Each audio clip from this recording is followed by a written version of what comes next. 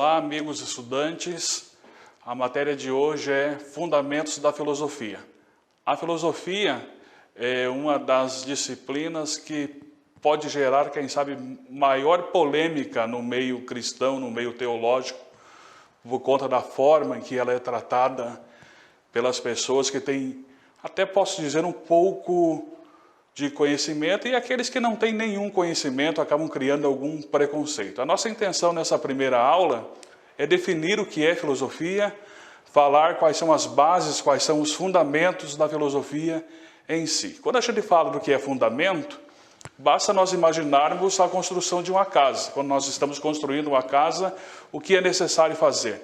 Estabelecer primeiro um bom alicerce, uma boa base. Se não tivermos uma boa base, a casa depois vem a ruir. Então, os fundamentos são as bases sobre a qual se vem a construir toda a construção depois. Então, a filosofia tem as suas bases, tem os seus fundamentos sobre os quais ela se baseia. A filosofia, então, se baseia em alguns princípios que nós vamos discutir no decorrer desta aula. Antes disso, é importante nós entendermos o significado da palavra filosofia. A palavra filosofia, ela tem origem grega, philos. Alguns traduzem a palavra philos por amor. Você deve lembrar lá das aulas de teologia, quando nós falamos, um professor falou para você dos 4 tipos de amor, que nós ouvimos também nas pregações, nas falas por aí, dos amores como são traduzidos do mundo grego. Philos, então, pode ser uma tradução para amor.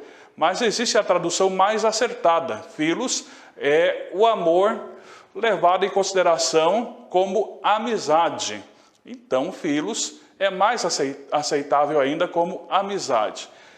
Filosofia, sendo a palavra philos amizade, a outra expressão é sophos, sofia, sabedoria. Sophos, saber, sofia, sabedoria. Então, eu junto philos, amor ou amizade, com sophos, saber, ou sofia, sabedoria. Nós vamos ter então amor à sabedoria ou amizade pela sabedoria. Quem cunhou essa palavra, quem utilizou a primeira vez essa palavra, foi um sábio grego por nome Pitágoras, grande matemático também.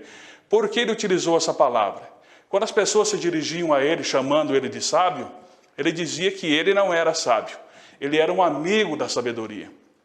Dizia que ele não era sábio, ele era alguém que amava a sabedoria. Isso é interessante para nós, não é mesmo? Hoje as pessoas estão apegadas a títulos, estão apegadas a termos que enaltecem a sua própria vida, massageiam o seu ego. Pitágoras não quis ser considerado sábio, ele preferia ser aquele que gostava da sabedoria, amava a sabedoria. É importante notar que hoje, até em muitas faculdades de filosofia, os professores, os estudantes de filosofia não gostam de ser chamados de filósofos, porque parece ser um termo muito pesado a palavra filósofo. Preferem o termo estudante de filosofia, o que aprende filosofia é mais ameno, porque a palavra filósofo traz um peso considerável. As definições para a palavra filosofia que se dá hoje, muito se pergunta, o que é filosofia? A gente fala tanto de filosofia, se ouve filosofia em tudo quanto é lugar. Se você ligar à televisão, tem alguém falando sobre filosofia, no rádio tem alguém falando sobre filosofia, nós temos músicas falando sobre filosofia, vamos ver livros de pessoas falando sobre filosofia, mas afinal de contas, o que é filosofia? É uma palavra que ela pode ser usada como cunho religioso, por exemplo. Se nós olharmos os amigos aí do Oriente e as religiões orientais, é comum encontrarmos o pessoal dizendo que a religião deles são uma filosofia. Por exemplo, Hare Krishna, quando eles se apresentam, eles dizem que são estudantes de filosofia. Você já deve ter encontrado algum por aí, se apresentando nas praças, tentando vender algum material dentro dos ônibus, e quando se apresentam se dizem estudantes de filosofia. Ora, não só eles, outros da prática de religiões orientais se intitulam como estudantes de filosofia. Não é filosofia, é religião. Temos que saber diferenciar o que é religião e o que é filosofia. A religião oriental não é filosofia, embora as pessoas utilizem a expressão dizendo-se estudantes de filosofia ou filósofos para a religião oriental. Outra vez a gente vê alguém dizendo filosofia para o modo com que ele vive, o modo vivente. É típico encontrarmos pessoas também usando a expressão minha filosofia de vida é essa, minha filosofia de vida é aquela. Eu tenho por filosofia de vida não comer carne vermelha. Outro diz, eu tenho por filosofia de vida não fazer isso, não fazer aquilo. Eu tenho por filosofia de vida não praticar determinado esporte. Eu tenho por filosofia de vida não me envolver com isso, não me envolver com aquilo.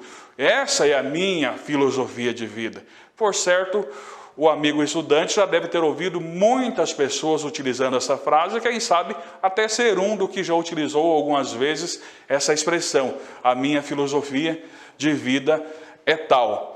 Ora, também não se aplica ao sentido lato do termo, da filosofia enquanto ciência ou enquanto estudo, disciplina propriamente dita, quando falamos que essa é a nossa filosofia de vida. Filosofia de vida, nesse sentido, nada mais é do que uma escolha que fazemos da forma que vamos viver e que muitas vezes podemos tranquilamente mudar de ideia. Afinal de contas, o ser humano ele é extremamente mutável, né? Hoje nós gostamos de uma coisa, é possível que amanhã a gente goste de outra, tenhamos conceitos bastante diferentes. E bom é que nós somos desse jeito, que mudamos de ideia. Outra forma de interpretarmos a filosofia é como sinônimo de pensar. Propriamente dito, o pensar, o raciocinar, o imaginar. E aqui penso que se reside a expressão filosofia. Então, a filosofia é o pensar propriamente dito, onde nós exercemos a nossa capacidade racional, em que ser humano, todos os seres humanos são dotados dessa capacidade. A capacidade de pensar, de argumentar, de expressar as suas ideias, mas antes disso, primeira coisa, pensar. Certo filósofo, por nome de Jean Paul Sartre, comentou certa feita que o homem é condenado a ser livre. Eu ouso parafraseá-lo dizendo que o homem ele é condenado a pensar. Certa feita fiz até uma brincadeira com alunos meus em sala de aula, crianças ainda, desafiando-os a ficar 1 minuto sem pensar em nada. Claro que você sabe que foi impossível. Se nós tentarmos ficar 1 minuto sem pensar em nada, o máximo que conseguimos é pensar em não pensar. A nossa mente divaga, porque quando estamos tentando em não pensar, estamos em devaneios, pensando nisso, pensando naquilo, porque o nosso cérebro está em contínuo funcionamento. Sempre estamos pensando. Nós pensamos continuamente. A questão é, como é que pensamos? Que encaminhamento damos para esse pensar? É um pensar produtivo? É um pensar que traz resultados? É um pensar questionador? Ou é apenas um devaneio? É uma imaginação que muitas vezes não nos leva a lugar nenhum? Então a filosofia, ela pode ser definida como o pensar propriamente dito. Então a filosofia se define como todo e qualquer tipo de conhecimento que se é possível adquirir através do pensamento. Esse pensamento nós vamos chamar de razão pura, raciocínio puro. Qualquer conhecimento que nós adquirimos através do pensamento, através da razão pura, nós podemos chamar de filosofia. O conhecimento filosófico, ele também vai se adquirir através da lógica, pela capacidade individual do raciocínio que cada indivíduo tem, ou seja, alguns possuem mais, outros possuem menos, depende da dedicação de cada pessoa, de como vai levar a sério ou não, depende da força intelectual. O que é essa força intelectual? A força intelectual é o que se desenvolve o conhecimento do indivíduo, como ele desenvolve esse conhecimento. Alguns buscam mais, outros buscam menos. Quem mais busca, mais tem. Quem menos busca, menos tem. O conhecimento intelectual se busca, se acumula. Outras pessoas, quando não se buscam, não têm o que oferecer e muitas vezes não têm o que pensar. e não sabe o que pensar, então ficamos em devaneios. A filosofia se resume, então, nesse sentido, a ter conhecimento intelectual. E isso se acumula a partir do momento que estudamos, que buscamos, que tentamos nos empenhar em conhecer. E o ponto inicial da filosofia é o ponto final de todas as outras disciplinas. Por quê? Ora, porque as outras disciplinas elas vão até um determinado ponto que se permite o estudo delas.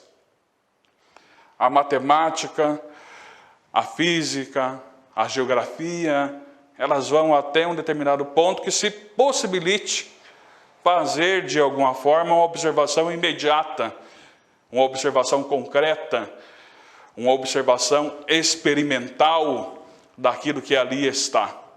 As ciências, de uma forma em geral, dependem de experimentação, dependem de provas cabais, dependem de elementos concretos, absolutos, que são chamados de provas científicas. A filosofia, ela vai além, porque a filosofia não depende de elementos concretos. A filosofia, ela depende de si mesma, ela depende do raciocínio, ela depende do pensamento, ela depende da intelectualidade, da capacidade do indivíduo. Ela busca além do que está definido e concreto.